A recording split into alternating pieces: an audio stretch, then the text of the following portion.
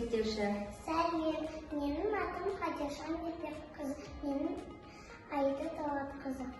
Жарайсың, Хадиша. Хадиша, сен табиғаттың керемет құбылысы кемпірқосақты білесің бе? Иә, өте керемет құбылысынан, өте оңай. Тамаша, сен онда ол кемпірқосақтың қалай пайда болатынын да білесің бе? Күн сәулесі су тасқынының әсерінде пайда болады.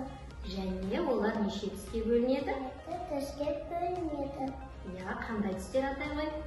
Қызыл сары, жасыл, көк, көкілді және күлгін. Жарайсың, екеуміз кемпірқосақ тәжірибесін жасаймыз.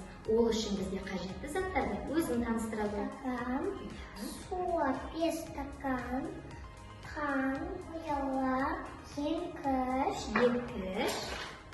қаламдар және қасық.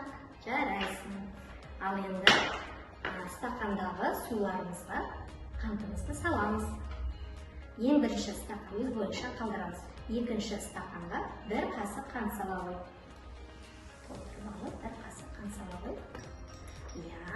Ал екінші 2 қасық қант сала ғой. Жарайсың. Келесі ыдысқа 3 қасық қант сала ғой. Санап отырамыз. 2,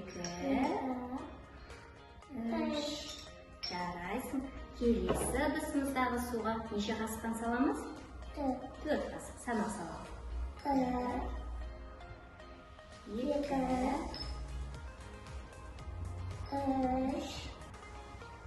4. Жарайсың. Енді осы ыдыстағы суға біз бояуларды араластырамыз. Ол үшін бізге не керек, Хадиша?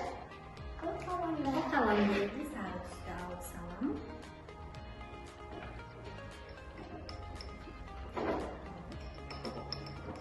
Хадиша, біз бұл жерде бояуларды суға араластырып, қантты да араластырып ертіп отырмыз.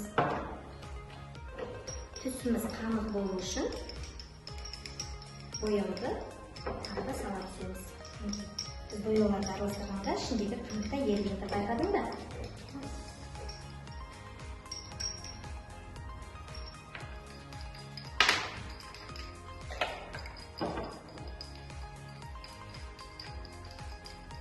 Қараш, Хадиша, қандай?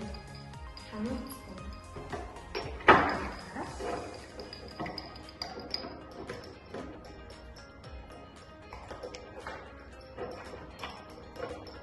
Ал мына қансыз ыдыстағы суға қайсы тұстарды бастырайық.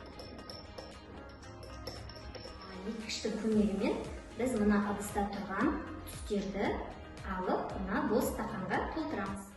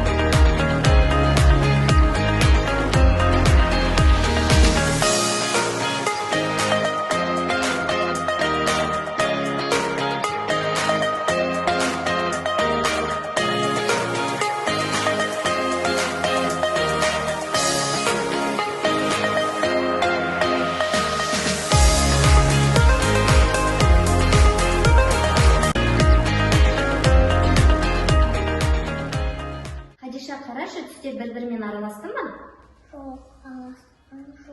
Араласқан жоқ. Себебі бұл судың тығыздығына байланысты. Біздің жасаған кемпірқосақ тәжірибесі саған ұнады ма? Иә, ұнады. Жарайсың. Саған үлкен рахмет. Ал енді сау болыңыздар.